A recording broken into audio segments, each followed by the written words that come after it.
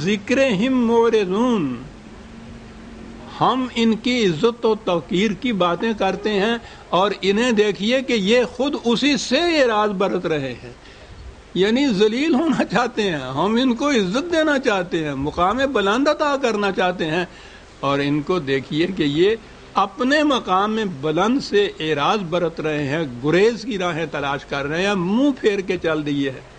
اس لیے تو انہ کان ظلوما جہولا، انسان بڑا ہی ظالم بھی واقعہ ہوا ہے، جاہل بھی واقعہ ہوا ہے۔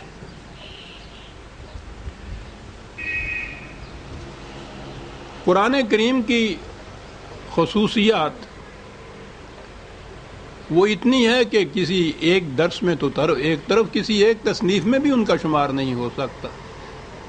اس کا تو ہر جملہ، ہر فقرہ جو ہے وہ ایک خصوصیت اپنے اندر رکھتا ہے، لیکن آج کے مختصر سے وقت میں میں اس کی ایک نمایاں خصوصیت پیش خدمت کروں گا۔ مذہب کی دنیا نے ڈوئلزم اختیار کر رکھی، جہاں بھی آپ دیکھیے ثنویت، دو حصے کر دیے زندگی کے، ایک میٹیریل مادی دنیا اور دوسرا ان کے الفاظ میں اسپرچول روحانی دنیا۔ انہوں نے کہا کہ مذہب کا تعلق اسپرچولزم سے ہے، مادی دنیا سے اس کا کوئی تعلق نہیں۔ یہی نہیں کہ اس کا تعلق نہیں، بلکہ انہوں نے کہا کہ مادہ قابل نفرت ہے، مایا ہے، فریب کا جال ہے، اس کو ترک کر دینا ہی شرف انسانیت ہے۔ تو گویا دو حصے کر دی انہوں نے زندگی کے، خارجی کائنات خود انسان کی بھی اپنی فزیکل لائف یا طبعی زندگی سے متعلق بنا لیں، یہ قابل نفرت چیزیں ہیں۔ انسانیت کے لیے بس ایک روحانیت یا اسپرچول ایک لفظ اصطلاح ہے ان کے ہاں کی، اس کے معنی ترک دنیا ہے، ترک مادہ ہے، ترک ہیں۔ قرآن کو دیکھیے کہ وہ نظر بظاہر مذہب کے سٹیج پہ کھڑا ہے اور باتیں مادی دنیا کی کر رہا ہے، اور اسی مادی دنیا کے اندر سے کہہ رہا ہے کہ تمہارا شرف اور عزت کا مقام ہے، انسانیت کا ارتقائی منازل کا راز اس میں اندر پوشیدہ ہے۔ بے مثل و بے نظیر یہ ایک تعلیم ہے، دنیا میں کہیں اور نہیں ملے گی۔ اس نے بتانا یہ ہے کہ انسانی زندگی کے لیے ہم نے کچھ قواعد اور پابندیاں تجویز کی ہیں۔ انسان اگر اپنے جذبات کو، جو حیوانیت کی انسٹنکٹس کا ہی دوسرا نام ہے، انہیں اگر ان اقدار یا قواعد و ضوابط و قوانین کے حدود کے اندر رکھ کر ان کا استعمال کرے گا تو یہی چیزیں اس کو شرف انسانیت عطا کر دیں گی۔ اگر ان کو بے باک رکھے گا تو وہ حیوانیت کی سطح پہ چلا جائے گا، بل ہم عدل، ان سے بھی گیا گزرا ہو جائے گا۔ بات اس نے یہ کہنی ہے کہ یہاں کائنات میں قانون کی حکمرانی ہے، رول آف لا ہے، بہت بڑی چیز ہے جو قرآن نے کہا ہے، اور ایسا ہے یہ رول آف لا کہ وہ لن تجد لسنت اللہ تبدیلا، کہ اور تو اور خدا بھی اس میں تبدیلی نہیں کرتا۔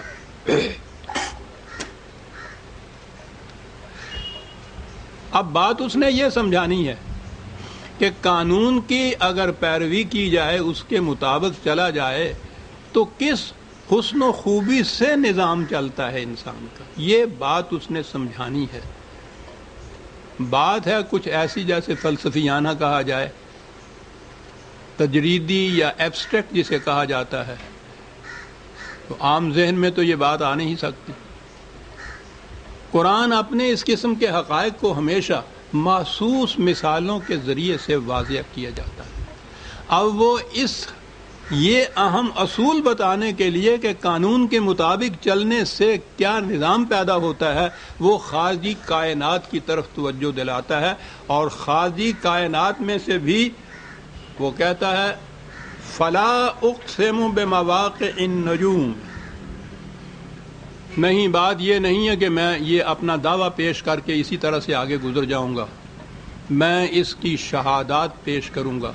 اس دعوے کی صداقت کے ثبوت میں شہادتیں پیش کروں گا. یہ جسے قسم کہا جاتا ہے نا، ترجمہ بھی آپ کے یہاں یہ ہوتا کہ میں قسم کھاتا ہوں ستاروں کی، یہ قسم کی بات نہیں ہوتی.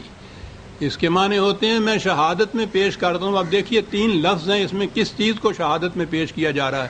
شہادت میں پیش کرتا ہوں ستاروں کی گزرگاہوں کو. مذہب کی دنیا کا قرآن شہادت میں پیش کرتا ہے اپنی صداقت کے لیے ستاروں کی گزرگاہوں کو.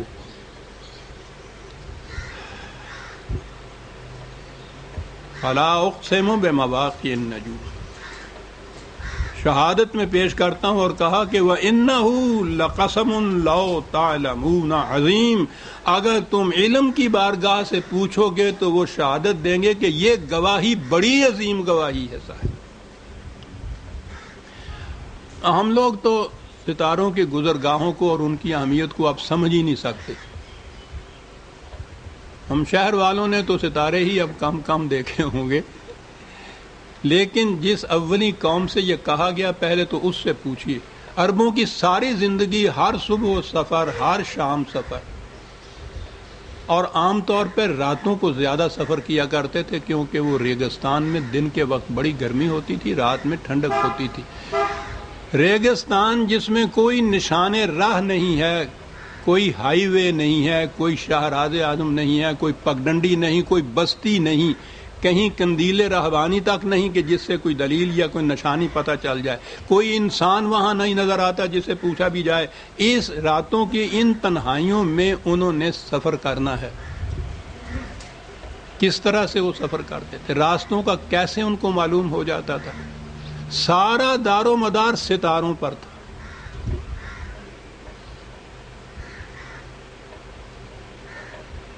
ستاروں کی گزرگاہوں سے وہ اپنی منزل کا راستہ متعین کرتے تھے، اور یہ نہ کبھی جھوٹ بولتے تھے، نہ فریب دیتے تھے، نہ غلطی کرتے تھے. ان کی زندگی کا مدار وہ سمجھتے تھے کہ قرآن نے کیا بات کہہ دی ہے. مواقع النجوم آج بھی میں نے عرض کیا کہ ہم تو نہیں کچھ کہہ سکتے، علم الافلاک کے ماہرین وہ اس کی شہادت دیں گے. یا جہاز ران اب بھی ستاروں سے مدد لیتے ہیں، ان کے ہاں بھی یہ چیز اس میں داخل ہے. وہ جانتے ہیں کہ ستاروں کی گزرگاہیں کتنی اہمیت رکھتی ہیں اپنے اندر. کہا کہ میں انہیں پیش کرتا ہوں اس امر کی شہادت کے لیے کہ انہ لقرآن کریم، قرآن کی صداقت کی شہادت میں ستاروں کی گزرگاہوں کو پیش کرتا ہوں. عزیزان ایمان، مذہب تو ایک طرف رہا، دنیا کے کسی اور گوشے علم کے گوشے میں بھی یہ انداز جو ہے بیان کا کہیں پیش کر کے بتائیے آپ. قرآن کریم، کریم خود شرف و مجد ہے. قرآن کریم رسول کے متعلق کہا اس کا جس کی طرف نازل کیا گیا ہے وہ کریم، خود خدا کریم. یہاں تو کرامت ہی کرامت ہے، شرف ہی شرف ہے، عزت ہی عزت ہے. اسی کو ایک دوسرے مقام پہ دہرایا، اور وہ آپ دیکھیں گے کہ اسلوب اور ادب کے اعتبار سے بھی بے نظیر ہے قرآن کی کتاب. تو فلا اقسم بالخنس الجوار الکنس،